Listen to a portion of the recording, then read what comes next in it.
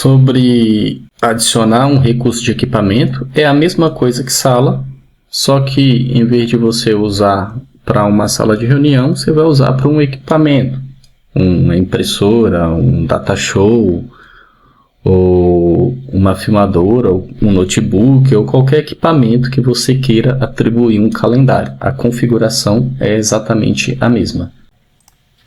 Contatos. Vamos voltar aqui no portal de administração clássica e vamos clicar aqui em contatos. Veja que esse recurso também já foi movido para o centro de administração novo do Exchange, que é aqui a parte de contatos. Lembra que na administração do portal do Microsoft 365 a gente criou um contato chamado Tony Stark? O contato que você cria no portal de administração do Admin Center, ele aparece em contatos no Exchange Online. Então, para criar um contato, você pode criar pelo portal de administração do Microsoft 365 ou pelo portal de administração do Exchange. Se você teve alguma dúvida de como o e-mail do Tony Stark foi parar na minha lista de endereços globais, isso acontece aqui através dos contatos. Ou seja, aqui em contatos eu consigo cadastrar pessoas de fora da minha organização, mas eu quero que esses e-mails fiquem disponíveis para todos os meus usuários da minha organização. Se eu tenho o Tony Stark como um parceiro de negócios e eu preciso que todos os meus usuários conheçam o e-mail do meu parceiro de negócios, é em contatos que eu faço essa configuração. Para cadastrar um novo contato, eu clico em adicionar contato e aí ele pergunta nas configurações de informações básicas qual que vai ser o nome desse contato. Vamos chamar ele de Bruce Wayne. Bruce, né? E o sobrenome de Wayne. As iniciais eu posso preencher. O nome de exibição eu vou colocar Bruce Wayne. O alias desse usuário vai ser bruce.wayne e o endereço de e-mail desse usuário vai ser bruce.wayne@dc.com.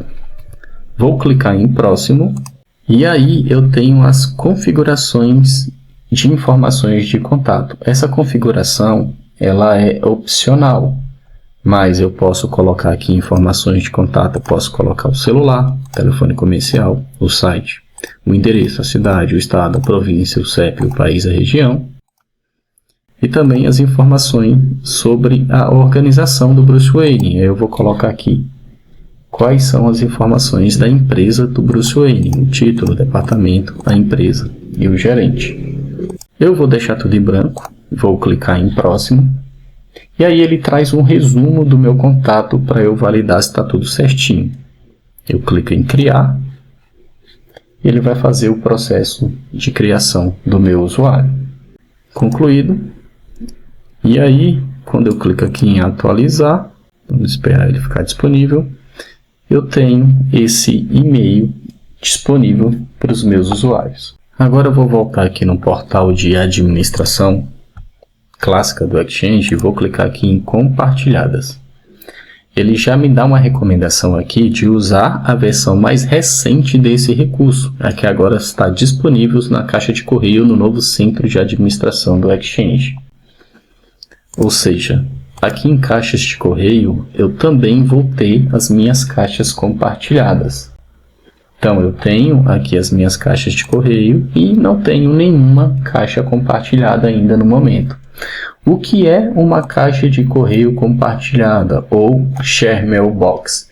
Para facilitar, vamos voltar um pouco no conceito de grupo. Quando eu tenho um grupo, como que é o processo de recebimento de e-mail, né? O grupo recebe o e-mail. Esse e-mail ele é distribuído para quem faz parte desse grupo. A caixa compartilhada, ela vai receber o e-mail e vai armazenar esses e-mails.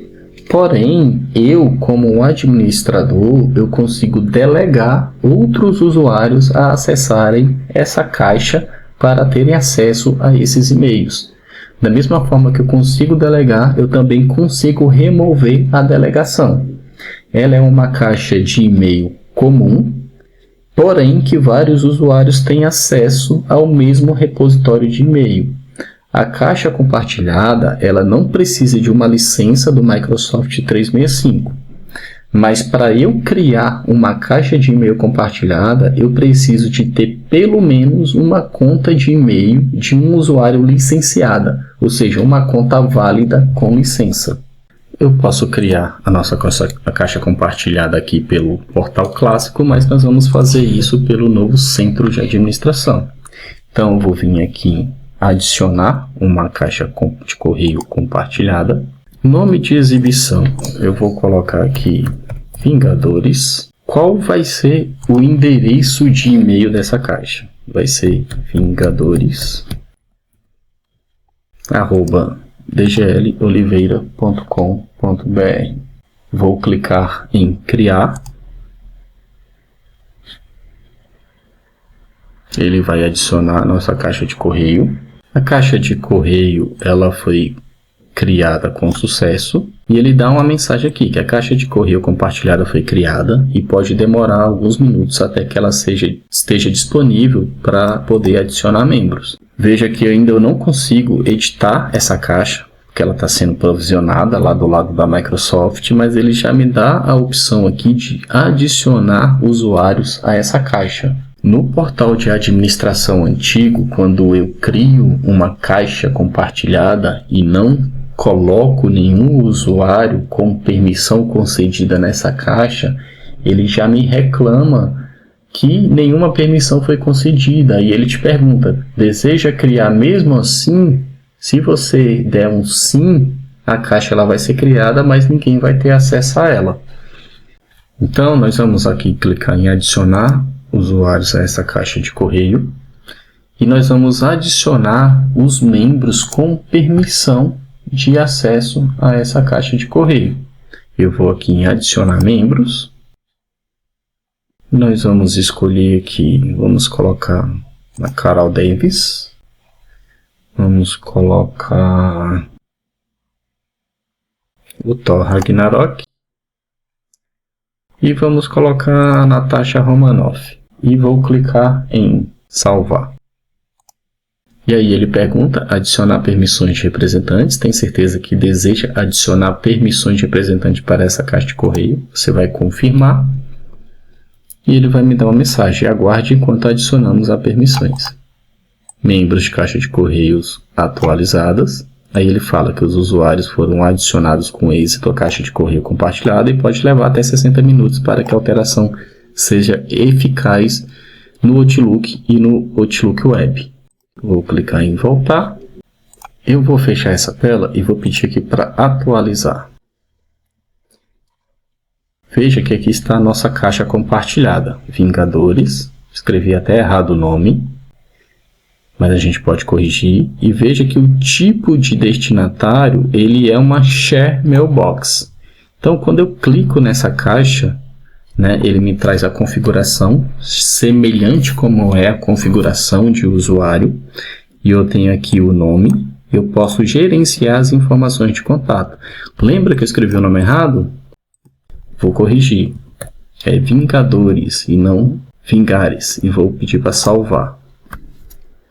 Ele vai fazer essa correção para mim. Vamos validar. Veja que o nome de exibição também está errado. Eu vou pedir para corrigir. E salvar. Vou fechar. E ele já corrigiu para mim. Vingadores. Quando eu clico na caixa, em geral, aí eu tenho o primeiro nome, o nome de exibição, o Wiles. E eu tenho também a opção de ocultar da lista de endereços o e-mail dessa Share Mailbox. Ele me traz também o uso da caixa de correio, ele me traz quais são os e-mails que essa caixa de correio tem, e aí eu consigo gerenciar o tipo de e-mail, e aí eu também vou conseguir trabalhar com outro wireless, se eu quiser, assim como também para o usuário. Eu tenho a opção de aplicativo de e-mail e dispositivo móvel, da mesma forma como para o usuário. Eu tenho as informações da organização, a delegação dessa caixa. A gente adicionou 3 usuários. Aquele acesso de adicionar usuários, quando a gente cria a caixa, ele dá um acesso total, tá? Se eu precisar de enviar como, eu posso fechar aquela tela e vir na propriedade dela aqui em delegação e dar o acesso de enviar como. Caixa de correio, as mesmas configurações como para usuário. Então eu tenho restrição do tamanho da mensagem, encaminhamento de e-mail, restrição da entrega e tem as políticas da caixa de correio. E em outros eu tenho os atributos personalizados, os membros, as respostas automáticas. Eu posso converter essa caixa de correio em uma caixa de usuário. Eu tenho a retenção legal, o arquivo morto, a dica de e-mail e também o limite de destinatários, exatamente como é uma caixa de usuário. Vamos lá no portal de administração clássica. Vou pedir aqui para atualizar. Veja que a nossa caixa já aparece. Aí eu posso editar. Aqui está o nosso endereço de e-mail. Em mais opções eu tenho os atributos personalizados. Tenho o nome de exibição. Wireless. Eu tenho a delegação. Acesso total para Carol Davis, Natasha e Thor Ragnarok. Eu tenho o uso da caixa de correio. E aí ele me fala o tamanho da caixa e o último login que está em branco. Não teve nenhum usuário que ainda fez login. As informações de contato. A organização, o endereço de e-mail, os recursos da caixa de correio, assim como para o usuário, os membros, se essa caixa ela é membro de algum grupo, e a dica de e-mail. Aqui no menu eu tenho o botão de excluir, editar, o de pesquisar, o de adicionar e remover colunas, o de exportar um arquivo, os dados para um arquivo CSV, a pesquisa avançada, e o botão de mais que eu adiciono uma nova caixa de correio. Do lado direito eu tenho algumas opções de atalhos que eu posso utilizar. O primeiro deles é o de converter essa caixa em uma caixa de correio normal, ou seja, em uma caixa de usuário. Então eu consigo converter essa caixa, ela deixa de ser compartilhada e passa a ser uma caixa de usuário comum. Eu posso habilitar o archive para essa caixa. Lembrando que se eu converter essa caixa para uma caixa de correio de usuário, aí ela passa a precisar de licença para ser utilizada, tá? Uma dica que eu gosto sempre de passar, principalmente para você agora que você é um administrador de Microsoft 365, quando um funcionário ele deixa de fazer parte da organização, ele pediu demissão ou ele foi demitido, quando esse usuário saiu da organização e você precisa manter essa caixa, para evitar uma utilização de licença, eu converto essa caixa do usuário que está saindo da organização em uma caixa de e-mail compartilhada. Você concorda que quando o usuário sai, ele não precisa do acesso. Quem precisa ter acesso a essa caixa é o gestor dele. Então eu converto essa caixa para uma caixa compartilhada e delego acesso total ao gestor nessa mailbox. Assim você economiza uma licença. Não tem por que você ficar pagando licença para um usuário que não faz mais parte da sua organização. E aí também você evita perder esses dados, uma vez que quando você tira a licença do usuário, depois de 30 dias sem licença, os dados dessa caixa são apagados. Então, de forma geral, as configurações de uma Share Mailbox ela é exatamente igual às configurações de uma caixa de usuário. A gente tem agora a parte de migração. Esse recurso de migração ele também já foi movido aqui para o novo centro de administração do Exchange. a gente vai ver um pequeno wizard de como fazer a migração de um provedor de mensagens para o Exchange Online. Nós veremos isso na próxima aula, tá? A nossa próxima aula é sobre migração. Então aqui a gente terminou a parte de caixa de correios, grupos, recursos e contatos do Exchange Online. Como eu falei, na próxima aula nós vamos ver como fazer a migração, e a gente vai fazer uma migração utilizando o protocolo IMAP. Vamos pegar um provedor de internet e fazer a migração desse cara para o Microsoft 365. Você vai ver o passo a passo dessa migração, e esse passo a passo vai servir para você fazer a migração de outros clientes para os portais de administração do Microsoft 365. E aí a gente vai ver um pouco mais para frente sobre permissões, gerenciamento de conformidade, pastas públicas, o fluxo de e-mail, falar um pouquinho ali do Exchange híbrido, tá? Não deixa de responder a nossa verificação de conhecimento, e vamos para a segunda aula de Exchange, que é sobre migração. E como sempre é de costume, mais uma vez está aí a nossa verificação de conhecimento. Quando que você vai usar as caixas compartilhadas? Em qual cenário você deve criar uma caixa de correio de recurso, seja ela de sala ou de equipamento?